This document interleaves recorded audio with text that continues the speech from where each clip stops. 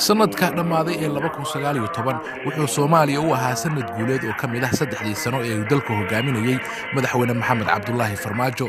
dawladda Soomaaliya oo ka duuleysa guulaha waxqabad ee la gaaray sanadihii hore ayaa sanadka 2019 waxay ku dhaqaaqday qorshayaal dhinacyo badan leh kuwaas oo xambaarsan waxqabad muuqda iyadoo la tixraacayo heysigii istiraatiijiga ah ee ku qeexnaa ballanqaadkii madaxweyne Farmaajo kaas oo halkudhigiisu ahaa nabad iyo nolol. inkastoo ay badan yihiin waxyaabaha u qabsoomay dawladda oo aan hal barnaamij lagu soo koobi karin balse waxaynu dib u milicsannaa qaybihii ugu muhiimsanaa ee waxqabadka. sanadka dhamaaday ee 2019 waxaa guulo taariikhi laga gaaray dhinacyada ay ka mid yihiin arrimaha bulshada sida waxbarashada, dib-u-heshiisiinta iyo caafimaadka. guulaha kale ee hirgalay waxaa ka mid ah horumarka weyn ee laga sameeyay hannaanka deyn cafinta Soomaaliya oo imika gabagaba ah iyo siyaasadda arrimaha dibadda. diiwaangelinta iyo tirakoobka ciidamada qalabka sida ayaa ahayd tallaabo kale oo muddo la sugayay taas oo hore loo qaaday sanadka 2019. tirakoobka shaqaalaha rayidka ah ee dawladda Soomaaliya ayaa dhamaadka sanadka 2019 lagu guuleystay in la soo gabagabeeyo waxayna ka mid ahayd guulaha la gaaray sanadka dhamaaday. aynu ku bilowno siyaasadda arrimaha dibadda. sanado badan kadib Soomaaliya ayaa sanadkii 2019 iyo sanadihii kale ee uu xilka hayay madaxweyne Farmaajo waxay sidii dayixii mar kale uga soo dhex muuqatay caalamka gaar ahaan ururka IGAD, Midowga Afrika, Jaamacadda Carabta iyo golaha ay ku midaysan yihiin qaramada midoobay. in Soomaaliya ay ku soo laabato shaashadaha adduunka waxaa sabab u ahaa siyaasadda arrimaha dibadda ee dalka ku hogaamiyay madaxweyne Farmaajo oo gundhigeedu ahaa qab, sinaan, ixtiraam iyo madax bannaani. maanta sharafkii iyo karaamadii ummadda Soomaaliya inaan soo celinay oo aynan ahayn rubber stamp dad wixii loo sheego waa yahay yiraahda iyagoona ka fiirin maslaxadooda iyo dantooda ka fiirin annaga maslaxadeena kow noo ah kadibna waxaan fiirinaynaa waxaan wada qabsan karno oo ah mutual respect ixtiraam oo ku jiro laakiin aynan oran waa burburteen dhulka taalaan isii dhiiba. kororka danjirayaasha ka mid noqonaya bahda diblomaasiyiinta ee ka howlgala dalkeena ayaa muujinaysa horumarka laga gaaray dib u soo laabashada maqaamka dawladda iyo shacabka Soomaaliyeed ay ku leeyihiin caalamka. madaxweyne Maxamed Cabdullaahi Farmaajo waxa uu sanadka 2019 ka gudoomay waraaqahooda aqoonsiga danjirayaal dalalkooda oo xiriir taariikhi kala dhaxeeyo wadankeena. taasina waxay ka turjumaysaa aragtida dawladda federaalka Soomaaliya ee ku saleysan xoojinta xiriirka saaxiibtinimo ee ku dhisan iskaashiga iyo is-ixtiraamka qarannimo ee dalalka iyo shucuubta danwadaagta ah. dhinaca kale Soomaaliya waxay door fiican ka ciyaartay isbedelkii sanadka dhamaaday ee 2019 lagu sameeyay qaab dhismeedka urur goboleedka IGAD iyadoo hogaaminta ururkana loo doortay xubno cusub.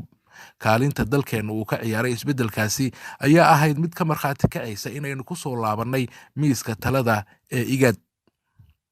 madaxweynaha dalka aynu walaalaha nahay ee Turkiga Rajab Tayyip Erdogan ayaa ku ammaanay dawladda Soomaaliya siyaasadda arrimaha dibadda ee ku dhisan qabka iyo madax bannaanida.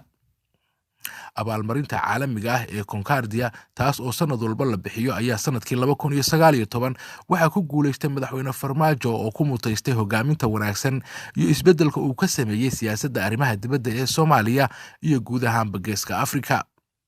hannaanka deyn cafinta Soomaaliya si la mid ah sanadihii hore dawladda Soomaaliya ee uu hogaamiyo madaxweyne Farmaajo waxay sanadkii 2019 halkeeda ka sii waday dadaalka loogu jiro in dalka laga cafiyo deynta $5 bilyan ah ee lagu leeyahay. Soomaaliya waxay gaartay heer ay ku soo noqoto hannaanka caadiga ah ee xiriirka dhaqaalaha caalamiga ah kadib markii dawladdu horumar la taaban karo ay ka samaysay dib u habeynta dhaqaalaha si waafaqsan barnaamijka kooxda la socodka hay'adda lacagta adduunka. dhamaadkii sanadka agaasimaha hay'adda lacagta adduunka ee IMF war-saxaafadeed ka soo baxay ayay ku bogaadisay habka deyn cafinta Soomaaliya iyo sida uu ku socdo. aqalka Koongareeska Mareykankuna wuxuu u codeeyay in Soomaaliya laga cafiyo deynta dawladda Mareykanka ku leedahay iyadoo ugu dambeyntiina madaxweynaha Mareykanka Donald Trump uu saxiixay cafinta deynta dawladdiisu ay ku leedahay Soomaaliya.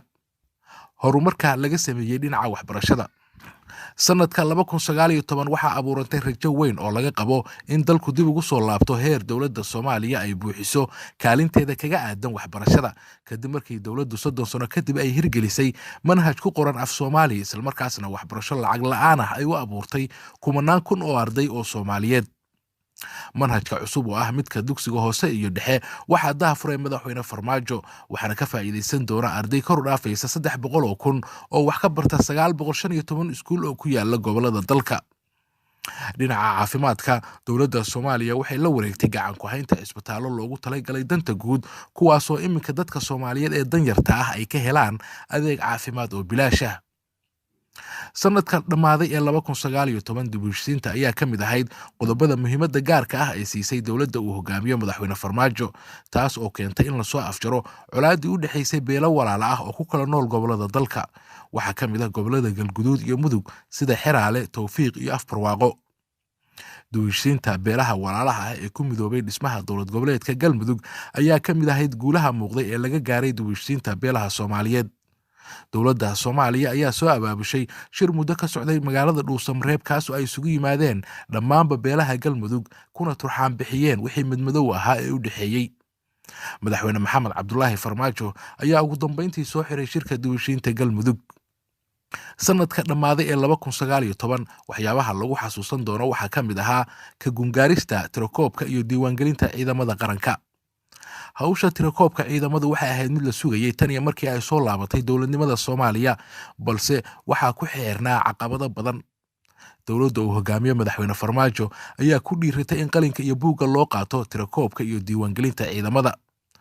tani waxay ahayd isbedelkuna waa caqabado badan yahay laakiin nasiib wanaag muddo badan oo ay soo jiitamaysay waxaa lagu guuleystay sanadka 2019 in la soo gaaro marxalad la og yahay tirada ciidamada Soomaaliya ay haysato. sidoo kale waxaa lagu guuleystay in askari walba loo sameeyo account.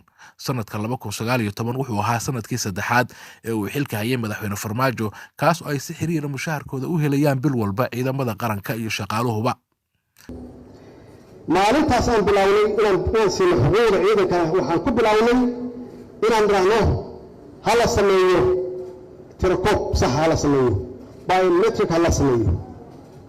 xaqiiqatan si kasta ha ahaato aad iyo aad loogu adkaatay maxaa yeelay tirakoobku waa isbedelkuna wax sahlan maaha dadku ma jecla isbedel.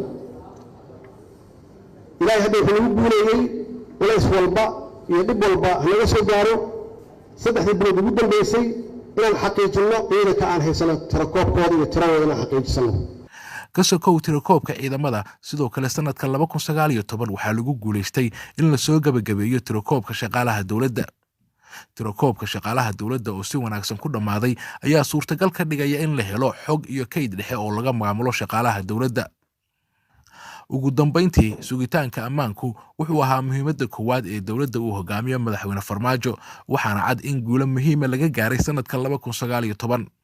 inkasta oo ay weli jirto dhagartii cadowga ku beegsanaya dadka shacabka ah haddana waxaa maragma doonta in isbedel weyn ku yimid dhinaca ammaanka marka la fiiriyo khatarihii amni ee jiray sanadihii hore sida qaraxyadii asbuuclaha ahaa kuwaas oo hadda hoos u dhacay kadib markii la wiiqay awoodii argagixisada.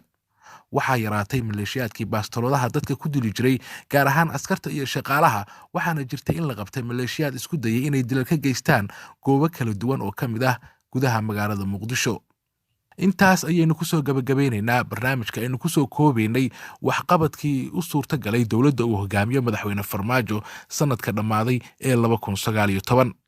sanadka cusub ee 2020 ilaahay ha inooga dhigo mid inooga fiican sanadihii hore dalkeenuna uu ku tallaabsado nabad iyo dowladnimo. No